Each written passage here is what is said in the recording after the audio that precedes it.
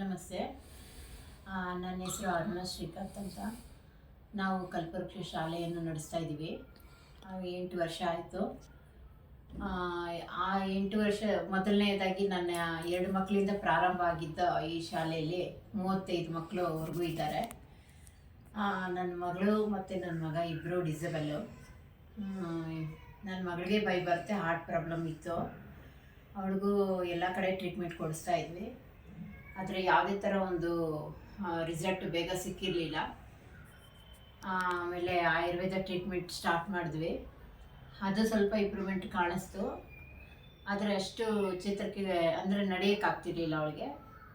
Improvement ಆಯಿತು, ಹೆಲ್ತಲ್ಲಿ ನಡೆಯೋಕ್ಕಾಗ್ತಿರ್ಲಿಲ್ಲ. ಆಮೇಲೆ ಮಠಕ್ಕೆ ಹೋಗಿದ್ವಿ, ಚಿತ್ರದುರ್ಗ ಮಠದಲ್ಲಿ. ಮಗುಗೊಂದು ಪ್ರದರ್ಶನ ಹಾಕು ಅಂತ ಹೇಳಿದೆ. ಮಗು 3 ಪ್ರದರ್ಶನ ಹಾಕ್ಬಿಟ್ಟು ಬಂತು. ನಮಗೆ ಹೇಳ್ಕೊಳ್ಳೋಷ್ಟು ಆನಂದ ನಮ್ಗೆ ತುಂಬ ಇದಾಯಿತು.